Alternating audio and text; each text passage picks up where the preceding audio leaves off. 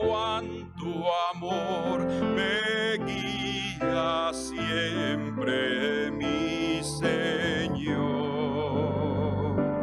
En todo tiempo puedo ver con cuánto amor me guía Él. Me guía Dios, me guía Él, con cuánto amor me guía Él. No abrigo dudas ni temor, pues me conduce el buen pastor. En el abismo del dolor, oh, donde intenso brilla el sol, en dulce paso en lucha cruel, con gran bondad me guía Él.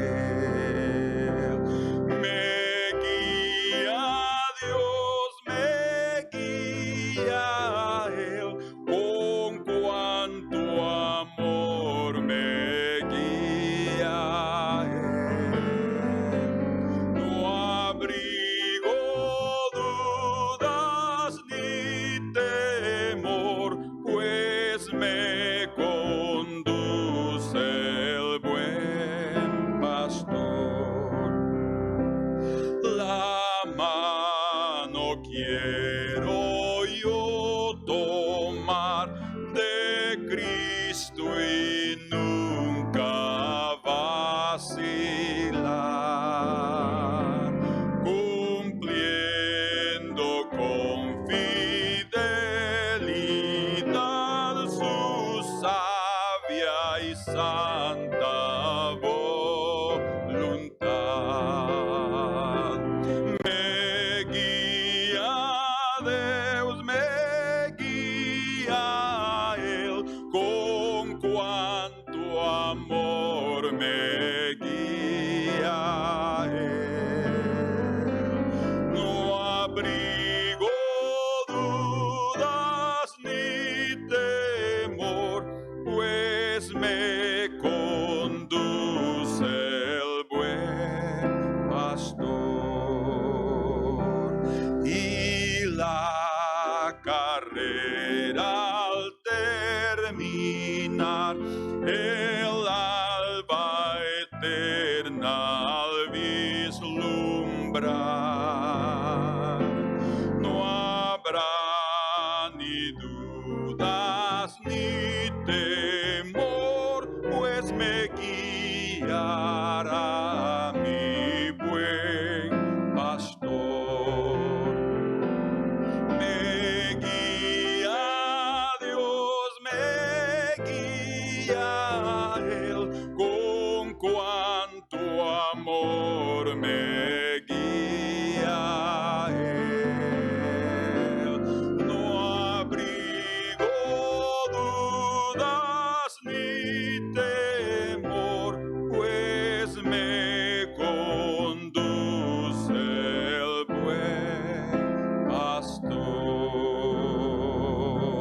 Me guía Dios, me guía Él, con cuánto amor me guía Él.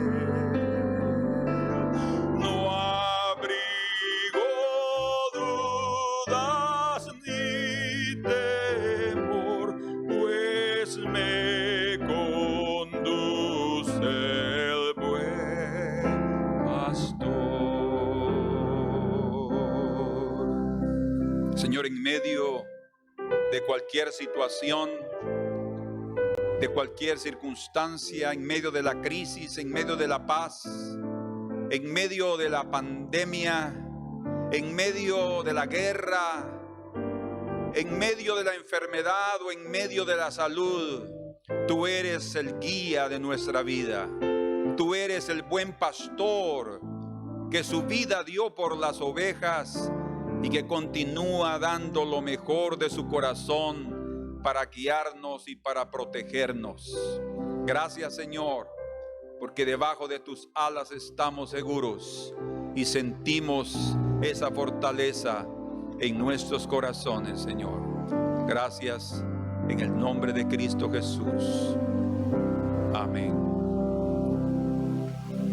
Amén. Pueden sentarse, hermanos. Esta mañana queremos meditar con ustedes sobre otro punto del temor del Señor.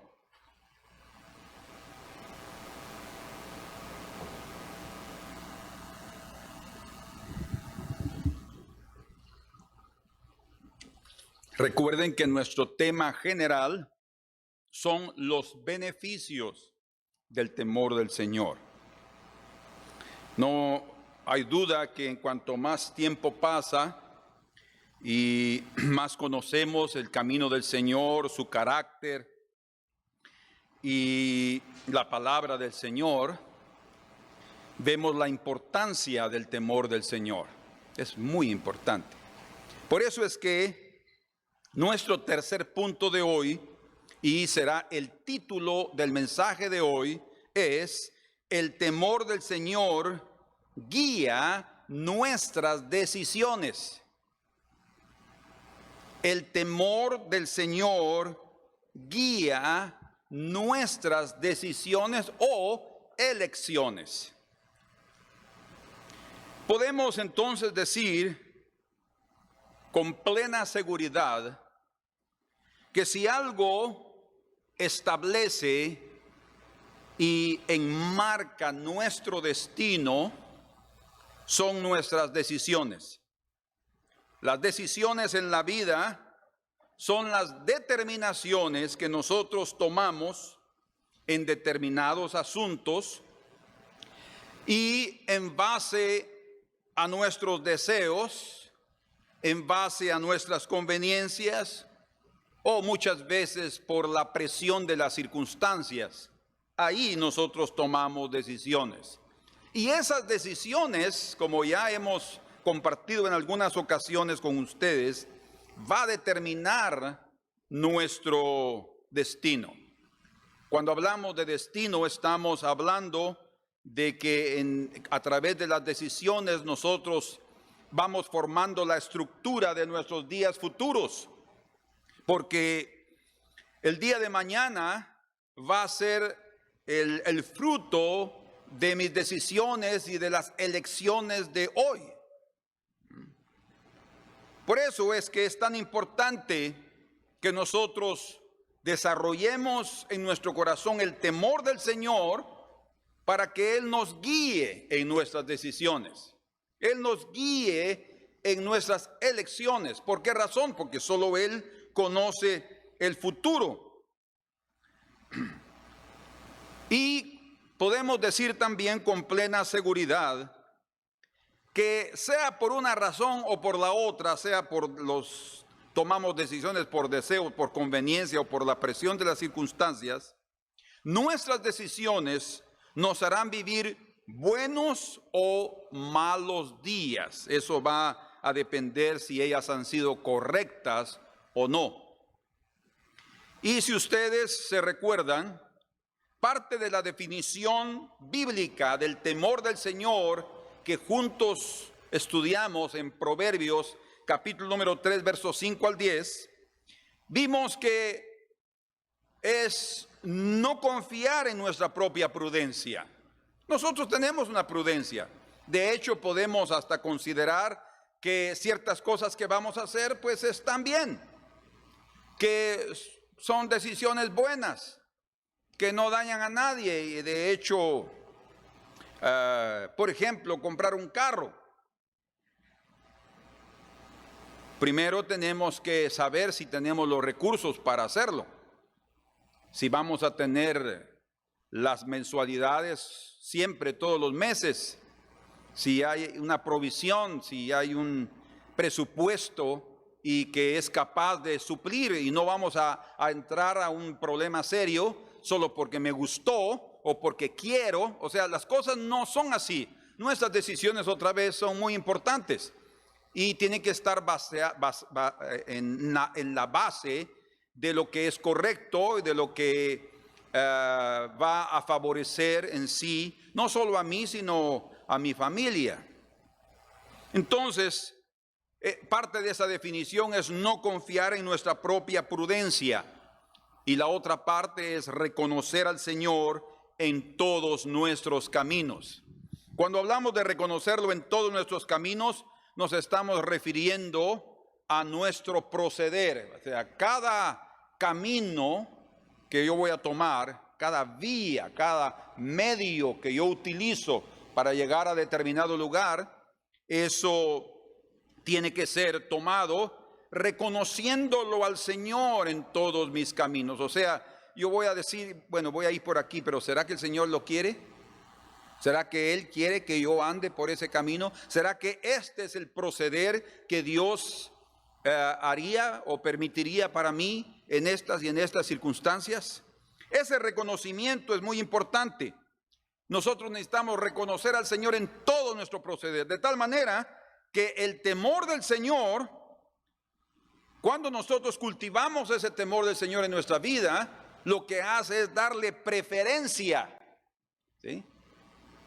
Darle la supremacía de las decisiones, darle prácticamente la última palabra de la decisión. Yo puedo estar planeando algo, pero ¿qué si no es lo que está en el corazón de Dios para mí? Eso va a cambiar mi vida. Puede llevarme por un camino de dolor, de sufrimiento. Y a veces cuando tomamos un camino de Dios también puede llevarme a dolor y sufrimiento, pero ese fruto de ese lado, por la voluntad de Dios, va a ser con beneficios eternos y también en esta tierra. Lo otro no. Entonces, cuando nosotros damos la preferencia a la voluntad de Dios, le permitimos a Dios que Él escoja por nosotros. Y eso es muy importante. Tenemos que aprender a que el Señor decida, pedirle su orientación. Necesitamos rogarle su orientación, como dice la Escritura en Proverbios capítulo 14, versículo número 8. Dice, la ciencia o la sabiduría o el conocimiento, la ciencia del prudente está en entender su camino. La ciencia del prudente, del sabio, está en entender su camino. Pero ¿cómo un hombre puede ser capaz de entender su camino? Bueno, más la indiscreción de los necios es engaño. Entonces, cuando está hablando aquí Proverbios 14:8 de la ciencia del prudente está en entender su camino, lo que está dando a entender es que cómo el hombre va a poder tener la capacidad de discernir qué es lo correcto y qué no es lo correcto. Hay otro versículo en el propio capítulo 14 de Proverbios, solo que el versículo número 16 dice, vean conmigo, 14:16, el sabio teme y se aparta del mal. No es un temor de miedo, no, el sabio no teme por miedo. El sabio coloca el temor del Señor en primer lugar. Y apartarse del mal, eso es sabiduría, y esa es una sabiduría que viene de lo alto y que es fruto del temor de Jehová, que es ese poder divino para agradarlo y vivir victoriosamente en esta tierra.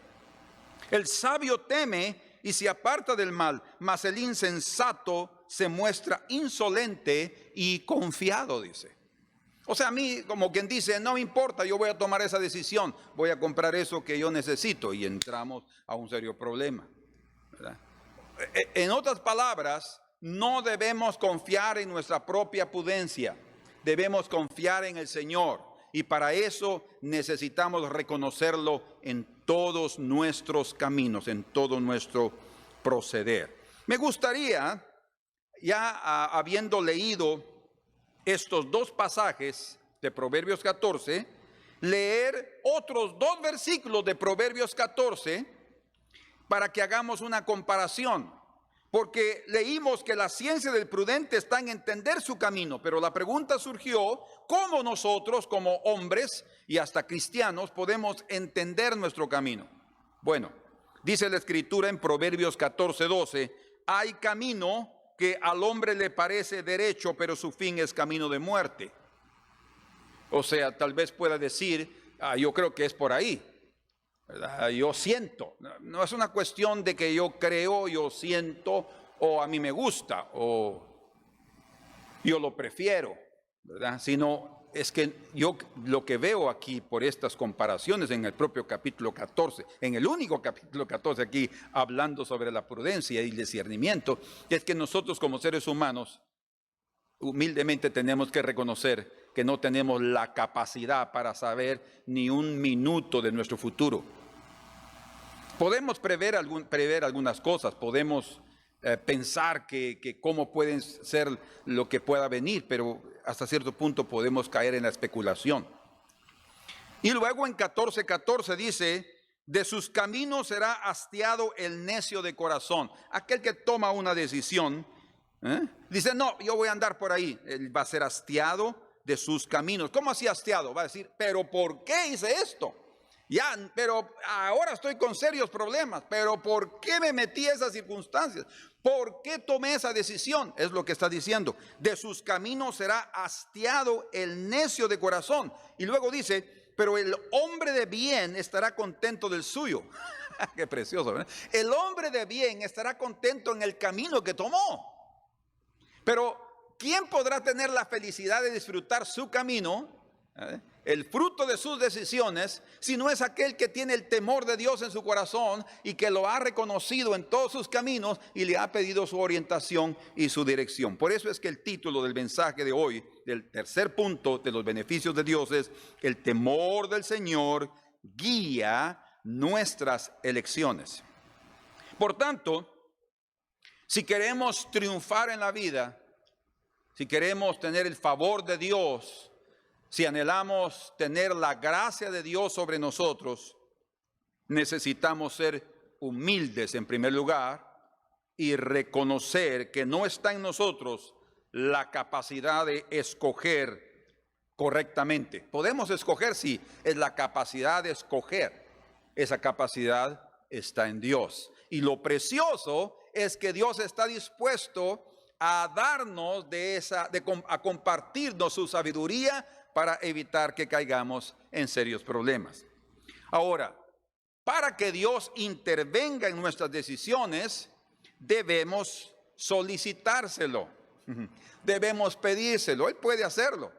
Muchas veces Él interviene en guiarnos por un lugar, en guiarnos con ciertas personas, y Él no está esperando que le demos gracias, porque mucha gente ni cuenta se da cuando Dios interviene. Pero Él lo hace constantemente. Pero en cuanto a las decisiones, muchas veces podemos ser dejados solos para que aprendamos a través del dolor de ese camino, de ese proceder, que no era lo correcto que teníamos que hacer. Por eso es que el Señor está aquí dispuesto a dirigirnos. Por eso es que vamos a ir juntos ahora al Salmo 25. Y noten conmigo cómo el Señor está con esa disposición. Salmo 25, el versículo número 12.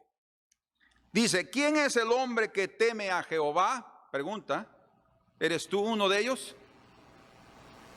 Él, el Señor, le enseñará el camino que ha de escoger. ¿No está eso claro? Dios va a enseñarte el camino que debes escoger. ¿Cómo? Si tú temes al Señor. Si yo temo al Señor, en las decisiones que yo voy a tomar, yo no voy a decir, sí, hagámoslo. No, voy a decir, Señor, ¿qué piensas? ¿Qué dices tú? ¿Crees que debemos hacerlo? ¿Crees que debemos comprar tal y tal cosa? ¿Crees tú, Señor, que deberíamos hacerlo? Señor, está correcta esa actitud, está correcta esta postura. Eso es reconocerlo en todos mis caminos. En todo mi proceder. Cuando yo hago eso, tengo la seguridad que Dios va a guiarme, porque Él quiere guiarnos, pero tenemos que solicitarlo. Y a veces puede ser hasta automática la dirección divina cuando yo temo al Señor, porque dice aquí, ¿quién es el hombre que teme a Jehová? Él le enseñará el camino que ha de escoger. O sea, la clave para tener éxito en la vida, en nuestras elecciones y en nuestras decisiones, es el temor del Señor. Ese es el sentido del título de nuestro tercer punto sobre los beneficios del temor del Señor. En otras palabras, el hombre que teme a Dios será guiado en lo que debe escoger. Bueno, el hombre que teme al Señor, como ya hablamos, y quiere ser dirigido, el temor va a inclinarlo hacia el Señor. El temor de Jehová va a inclinarlo a la postura de la oración. Debe elevar su oración al Señor y solicitar su intervención para que Él pueda ver los caminos, ¿verdad? Si algo se nos está presentando delante de nosotros, tenemos que ver claramente qué es lo que está pasando. Y la única forma de darnos una revelación de lo que puede venir es estando en la presencia del Señor. En oración tenemos que buscarlo. Quedándonos ahí en ese Salmo 25, porque ese Salmo 25 es rico en relación al temor del Señor y está lleno de esa relación entre el temor y la dirección divina. Por tanto, veamos aquí desde el versículo número 1 del Salmo 25 y verso 2. Dice, a ti, oh Jehová, levantaré mi alma. Es la postura de estar delante del Señor en oración para solicitar su dirección. Dios mío, en ti confío. ¿Se recuerdan? Es uno de los aspectos del temor del Señor en Proverbios 3, del 5 al 10. No confía en su propia prudencia, no se apoya en su propia... Teme al Señor, se apoya en Dios. Entonces aquí está, Dios mío, en ti confío, no confío en mí. No sea yo avergonzado, no se alegren de mí mis enemigos. Porque sí, aquellos que nos quieren ver el mal se alegran cuando nos ven pasando por momentos difíciles. Dicen, qué bueno, es lo que merecía. Imagínense. Nosotros tal vez no tenemos enemigos con arcos y flechas, pero sí con buenas lenguas, que con palabras nos traspasan y tienen arcos poderosos a través de sus palabras. Entonces, en el verso número 4, el salmista continúa en oración y le dice al Señor, muéstrame, oh Jehová, tus caminos. Enséñame tus sendas, o sea, ¿dónde quieres tú que yo ande? ¿Qué quieres tú que yo haga? ¿Cómo quieres tú que yo proceda? Encamíname en tu verdad y enséñame. Ahora, ustedes se dan cuenta que parte de esa solicitud que el hombre debe tener para con Dios en relación a pedirle la intervención para que Él me guíe en mis decisiones, parte de ese carácter que debe haber en nosotros es la disposición de ser corregido, de ser enderezado. Porque yo puedo pedirle al Señor que Él haga lo que Él quiere conmigo, pero si yo veo que no me conviene y yo no estoy dispuesto, entonces no estoy dispuesto a ser corregido. Entonces es muy importante, en primer lugar, cuando yo vengo delante del Señor, que yo venga con toda la sinceridad del caso y con toda la humildad de mi corazón para pedirle que Él intervenga, y aunque Él me diga algo que parece difícil de aceptar o de tragar, yo pueda estar dispuesto a hacerlo y confiar en Él. Yo necesito ser corregido. Por eso aquí está el salmista diciendo, muéstrame, oh Jehová, tus caminos, enséñame tus sendas, encamíname en tu verdad y enséñame, porque tú eres el Dios de mi salvación, en ti he esperado todo el día. Reconócelo en tus caminos, reconócelo cada día y Él va a enderezar tus veredas. Verso 8. Bueno y recto es Jehová. Estamos en el Salmo 25, verso 8. Bueno y recto es Jehová. Por tanto, Él enseñará a los pecadores el camino. Otra vez, esto tiene dos aspectos.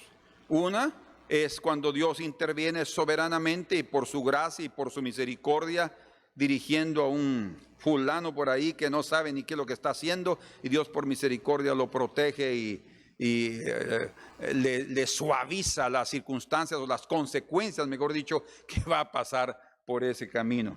Y lo otro es cuando realmente nosotros también reconocemos como pecadores que todavía no tenemos la capacidad para decir yo ya puedo solito. Hermanos, qué importante es nuestra confianza plena en el Señor. Por tanto, Él enseñará a los pecadores el camino, encaminará a los humildes por el juicio. O sea, en medio de circunstancias difíciles, Él va a guiar a quienes, a los que se dejan corregir, a los humildes, a los que dicen, Señor, pero yo no pensaba eso. Y Él no nos va a responder. Porque Él no va a decir, no, mijo, pero lo mío es lo mejor. No va a hacerlo.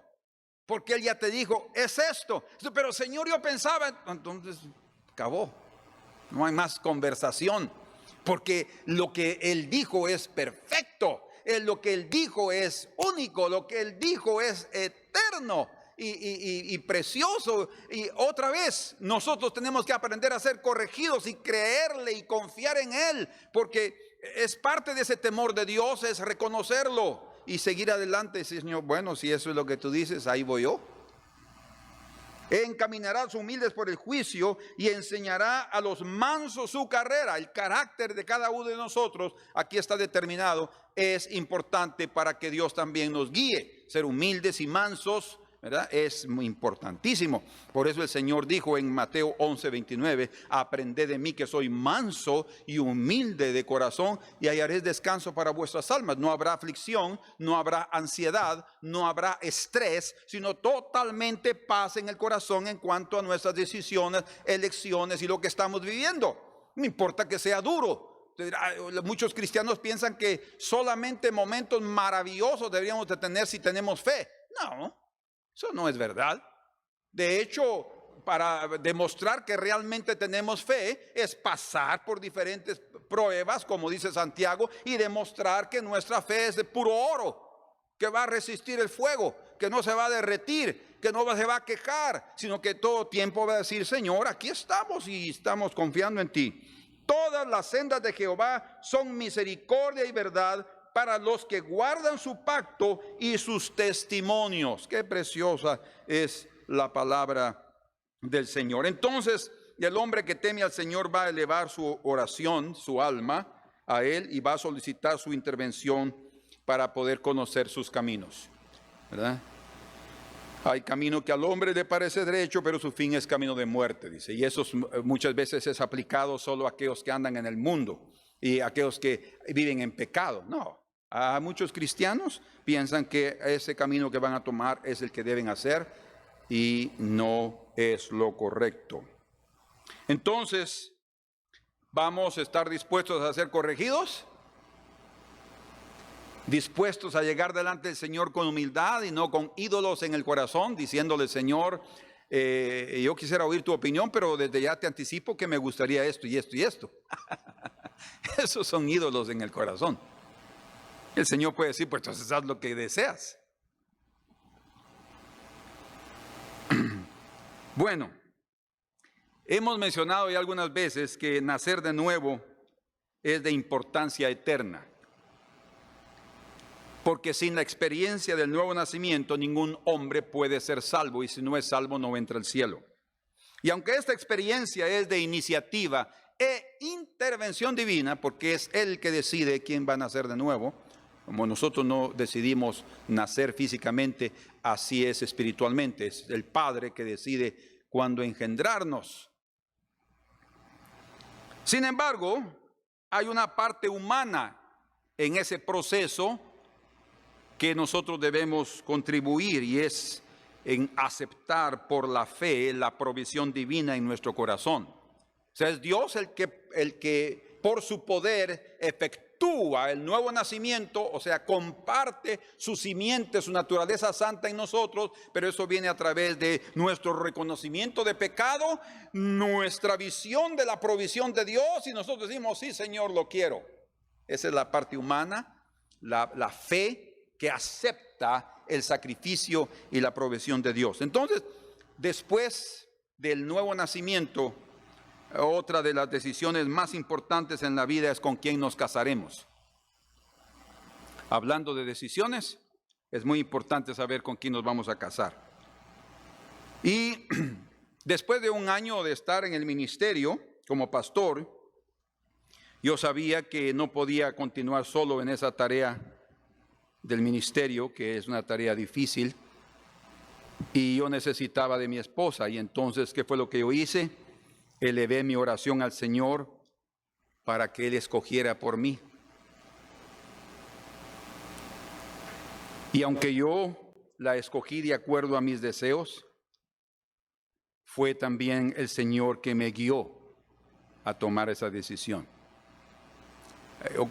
Coloco esto porque es mi experiencia hace 38 años de casados. Podemos ver la benevolencia del Señor. Dice la Escritura en Proverbios 19:14, la casa y las riquezas son herencia de los padres, mas de Jehová la mujer prudente. O sea, aquí en este Proverbios 19:14 está comparando a la mujer como una herencia del Señor para un hombre, una herencia. O sea, algo que Él preparó. Lo que está diciendo es eso, ¿verdad? La casa y la riqueza son herencia de los padres. ¿Por qué? Porque fueron ellos los que prepararon a través de trabajo, a través de esfuerzo, a través de muchos años, esa herencia, y que es donada, dejada a los hijos. Y de igualmente el Señor trabaja con a la mujer prudente para ser entregada a aquel que teme al Señor. Y un pastor necesita de una mujer prudente. Un pastor necesita una compañera que también tenga ministerio. Un pastor no necesita una esposa de adorno, o que solo está en casa y se cuida de cositas. No. Una esposa de pastor debe tener también ministerio, tener una carga en su corazón por la obra del Señor. Y es por la benevolencia del Señor que se encuentra alguien de esa manera. Por eso es que claramente más de Jehová la mujer prudente, es Dios el que da a esa compañera para aquel que lo pide. Lo pedimos y el Señor lo hizo. En Proverbios 18:22 dice, el que haya esposa haya el bien, no hay duda, ¿verdad? Pero ¿por qué no pedirle al Señor que también intervenga en la decisión de tu esposa? No que Él te la dé así a ciegas. No, es parte de nuestras decisiones, de nuestras elecciones, de nuestros deseos, en fin. Pero lo que es importante es que sea Dios el que en su benevolencia nos esté dando la esposa indicada. ¿Cuántas personas hay? Hace poco leí, hace un mes, de un pastor que por algunos no sé cuántos años casado con su esposa, con una iglesia muy grande aquí en Río o Sao Paulo, y fue un caos para toda la iglesia, creo yo, de que él se estaba divorciando de su esposa. Pero el que haya esposa, haya el bien y alcanza la benevolencia de Jehová. Es pura misericordia, no hay capacidad humana. Por eso es que desde el inicio, desde la base, tenemos que pedirle al Señor, Señor, no soy capaz de escoger correctamente, escoge por mí. Y cuando confiamos en Él, las cosas son diferentes. Por eso es que en en el Salmo 25, donde estamos, en el verso número 14, dice algo precioso. La comunión íntima de Jehová, la comunión íntima de Jehová es con los que le temen. O sea, los que temen a Dios podrán entrar a cierta intimidad con Dios, que ellos podrán conocer aspectos mayores de la vida y también del pacto del Señor con su pueblo. Por eso dice ahí, y a ellos hará conocer su pacto. Dios no da a conocer sus cosas a todos, de hecho, porque pocos las buscan y porque pocos también no están dispuestos a pagar el precio por ellas, porque hay que cavar y hay que trabajar y hay que ser fiel al Señor. Pero el Señor sí quiere compartirlas, pero Él principalmente las cosas más íntimas las va a compartir con los más íntimos. Y la intimidad con Dios se alcanza a través del temor del Señor. Vean ustedes, este es otro beneficio preciosísimo. Yo puedo llegar a ser íntimo de Dios a través de mi temor, del temor que hay en mi corazón, de mi reverencia, de mi consideración, viendo a Dios como el Dios supremo de mi vida y como el que sabe todo, y que yo me rindo a Él por completo en mis decisiones. Dejo a Él que tome la última palabra, que me diga la última palabra. Entonces, el hombre que teme a Dios también es dirigido debido al temor, porque Él se agrada de los que le temen y no los dejará a la aventura de su propia voluntad. Como dice en el Salmo 147 y versículo número 11. Salmo 147, verso 11. Se complace Jehová en los que le temen y en los que esperan en su misericordia. Se complace en aquellos que le temen y en los que esperan en su misericordia, dice. O sea, hay una completa confianza. Señor, yo voy a esperar en tu misericordia, no en mi prudencia. Yo no voy a confiar en mi prudencia, quiero confiar en ti, Señor. Y eso es muy importante. Por eso también leemos en el Salmo 145, verso 19, cumplirá el deseo de los que le temen, dice.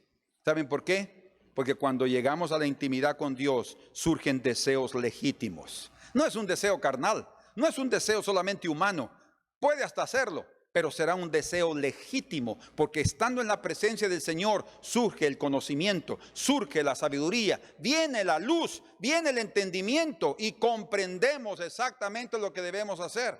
Por eso dice, cumplirá el deseo de los que le temen, oirá asimismo el clamor de ellos y los salvará. Jehová guarda a todos los que le aman. Y aquí encontramos una expresión que es sinónimo de temer al Señor. ¡Qué precioso! Aquellos que lo aman.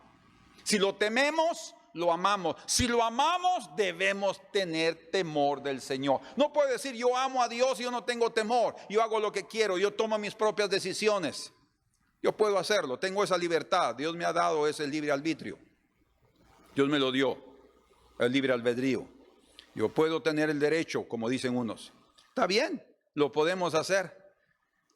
Pero como leímos, de sus caminos será hastiado el necio de corazón, pero el hombre de bien estará contento del suyo, de su camino. Amén. Entonces, queridos hermanos, el temor del Señor es algo tan precioso que necesitamos cultivarlo, porque es a través del temor del Señor que tendremos una vida íntima con Él, una vida santa, y a través del temor nosotros aprenderemos a andar en humildad, aprenderemos a andar en obediencia y aprenderemos a andar en confianza delante de Él. ¿Saben por qué? Porque Él todo lo ve y todo lo juzga. Él lo ve todo. Por eso es que es bueno que leamos juntos ahora Filipenses capítulo número 2. Vamos ahí. Filipenses capítulo número 2. Y en su versículo 12 y 13. Por tanto, amados míos, como siempre habéis obedecido, no como en mi presencia solamente, fíjense qué precioso esto, sino mucho más ahora en mi ausencia, ocupaos en vuestra salvación con temor y temblor. Debe existir un trabajo productivo en relación a nuestra salvación, para cuidarla de tal manera que seamos firmes en ella. Pero eso se consigue a través de tener dos aspectos en el corazón: temor y temblor.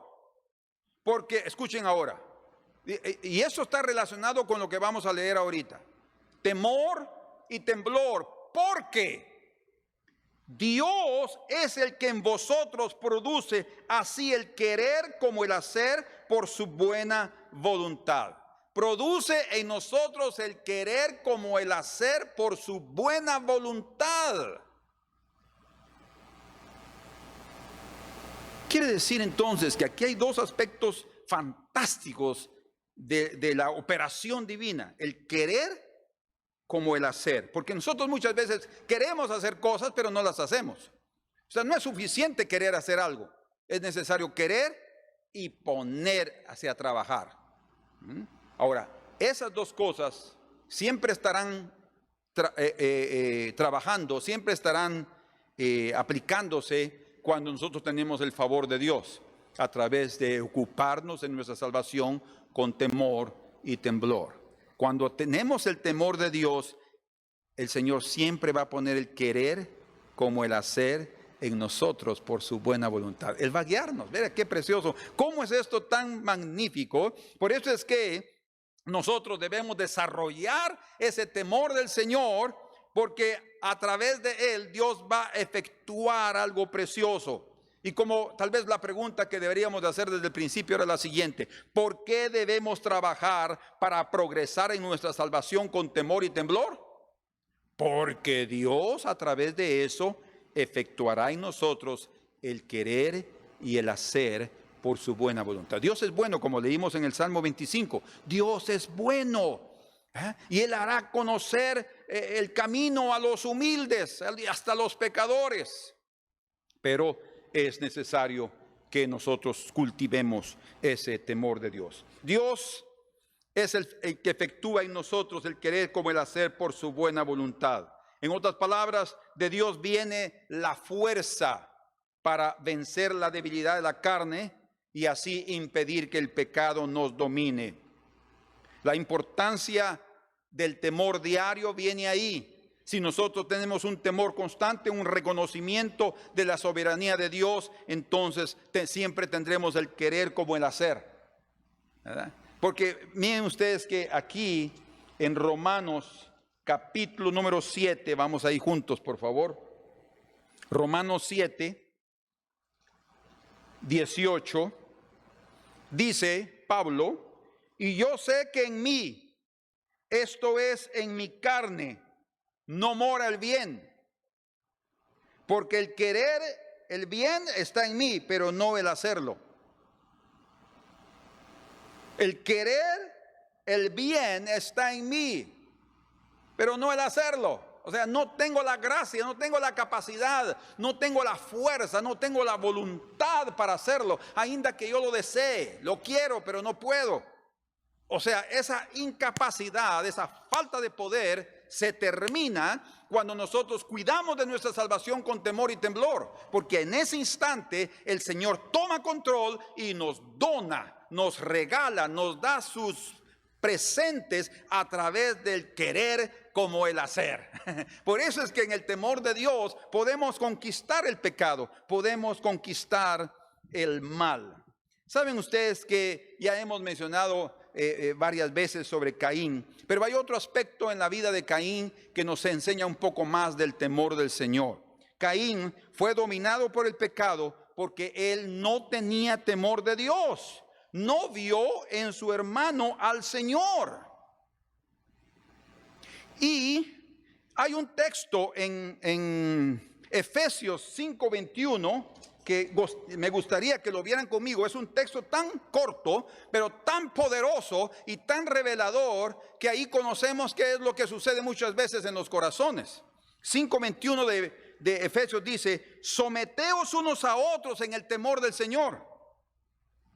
Someteos unos a otros en el temor de Dios. Caín no tenía temor de Dios. Por eso es que él no vio al Señor en Abel. Él no se sometió a Abel, él mató a Abel y no hubo temor. El temor de Dios, la falta del temor a Dios no le permitió ver la gloria de Dios en la vida de Abel. Imagínense qué perverso era Caín. Ahora comparemos la vida de Jacob, que teniendo temor de su hermano Esaú, estando en la presencia del Señor, él pudo después ver el rostro de Esaú como el rostro de Dios. Por eso la Biblia dice de Jacob que él venció a los hombres y venció a Dios. Porque allí en ese lugar en Peniel, él venció el temor de Dios que había del hombre. Perdón, el temor que había del hombre, del temor que había de Esaú. Él lo venció en la presencia del Señor. ¿Por qué? Porque para él lo más importante era temerle al Señor. Señor, no te dejo hasta que tú me bendigas.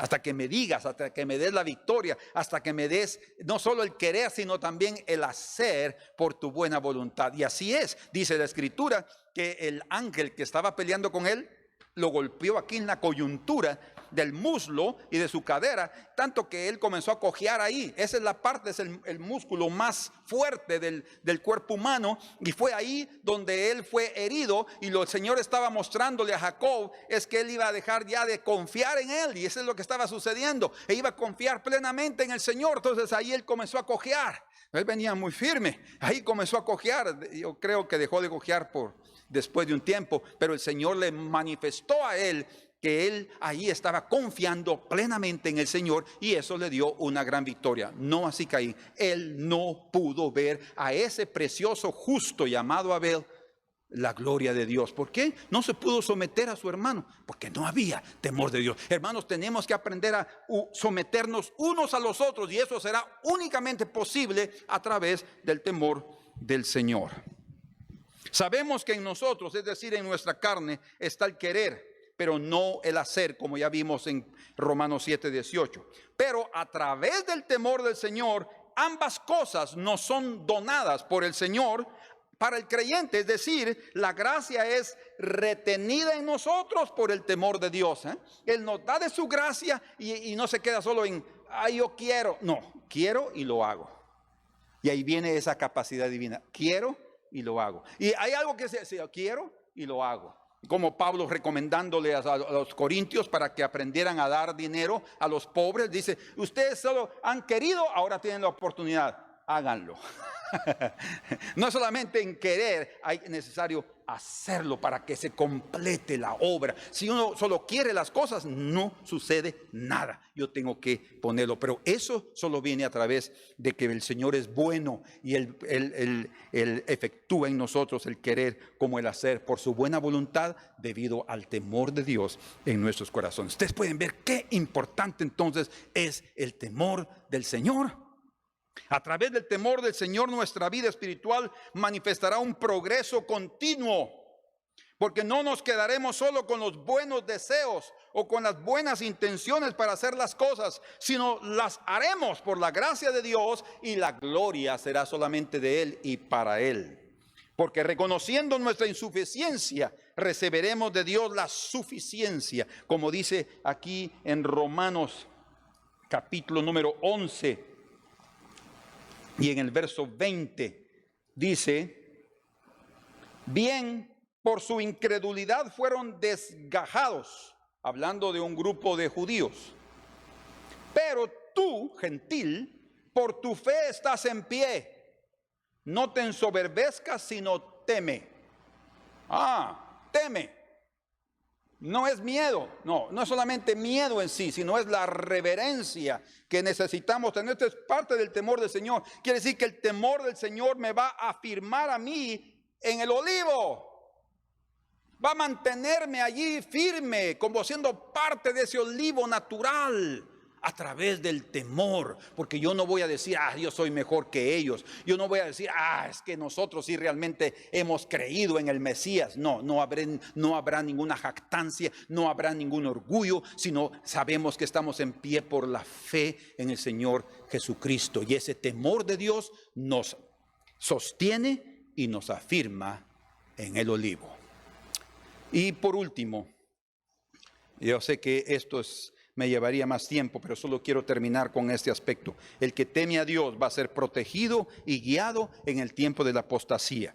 Sabemos en el tiempo de Acab cómo es que Elías estaba derramando un juicio de parte de Dios por la apostasía, por la gran apostasía que había en los días de Acab y de su esposa Jezabel. Y en ese periodo existía un siervo como Elías. Imagínense, es en ese mismo periodo que antes de la venida del Señor que Él va a enviar al profeta Elías. También fue enviado en su primera venida. Quiere decir que había una apostasía también en aquella época. Y en esos días también había un hombre llamado Abdías, Obadías es en portugués, Abdías. Y su nombre quiere decir siervo o adorador del Señor. Abdías quiere decir siervo, alguien que obedece, alguien que sirve de corazón. Y este hombre, él no siguió el ejemplo de los levitas y de los israelitas piadosos de abandonar Samaria e irse a vivir a Jerusalén.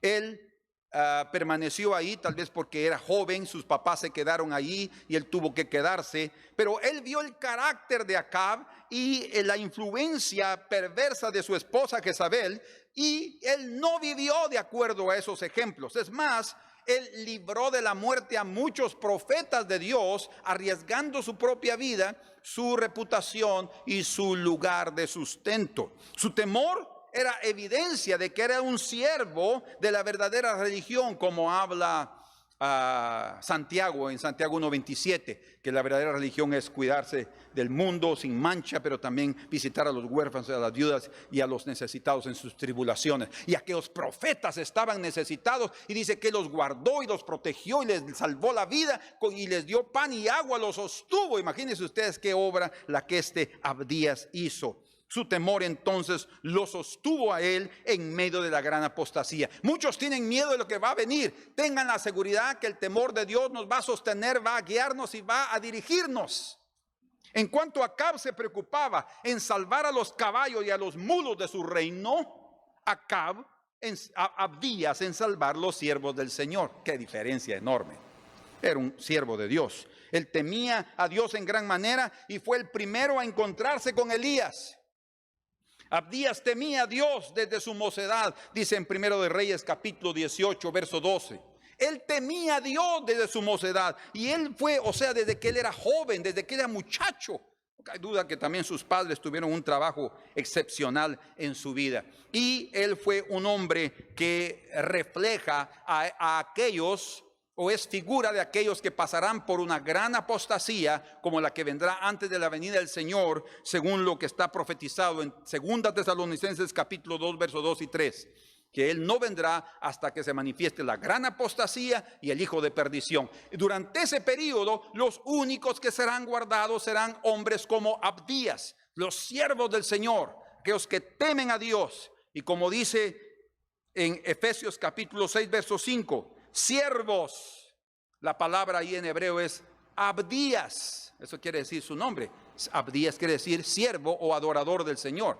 Dice, siervos, obedeced a vuestros amos terrenales con temor y temblor. Nosotros debemos aprender a obedecer a nuestro amo celestial, nuestro Señor y Salvador, con temor y temblor, con sencillez de vuestro corazón, como a Cristo, dice, y no sirviendo al ojo.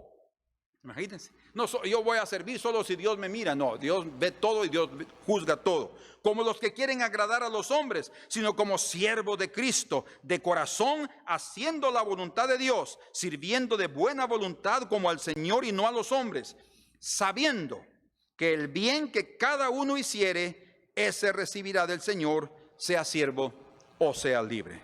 Por tanto, hijos, hijas, siervos y siervas, sirvamos al Señor con temor y temblor, y seremos guiados y protegidos en los días finales, en los días de la gran apostasía en la cual ya entramos. Seremos guardados si el temor de Dios es nuestro tesoro y nuestro deleite. Señor, muchas gracias por permitirnos compartir tu palabra.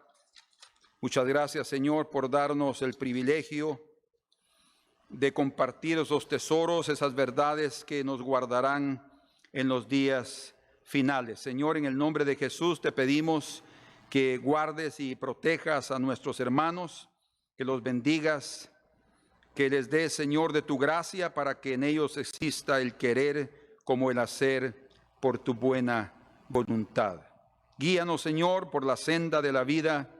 No permitas que nuestras elecciones sean hechas carnalmente. No permitas que nuestras elecciones, nuestras decisiones sean hechas por la presión de la vida o de las circunstancias, mas que seas tú, Señor, el que nos guíe en todo tiempo.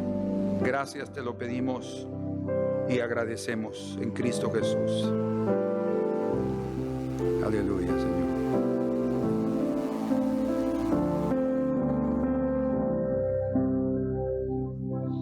Y cuando se aproxime el fin y llegue el tiempo de partir, con mi Señor he de cruzar las frías aguas del Jordán. Me guía Dios, me guía Él, con cuánto amor me guía Él. No abrigo dudas ni temor, pues me conduce el buen pastor. Me guía Dios, me guía Él, con cuánto amor me guía Él.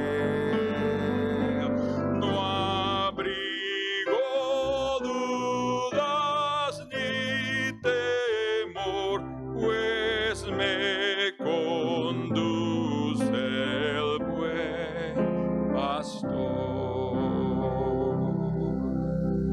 Amén. Que el Señor los bendiga, que los prospere, los guarde con su salud, pero sobre todo en la salud espiritual que es nuestra salvación, andemos con temor y temblor, porque hemos recibido un reino inconmovible, dice la Escritura en Hebreos 12:28, y debemos de cuidarlo con temor y temblor. ¿Sí? Amén. Que Dios los bendiga, los guarde, y en el próximo domingo estudiaremos el cuarto beneficio del temor del Señor. Amén.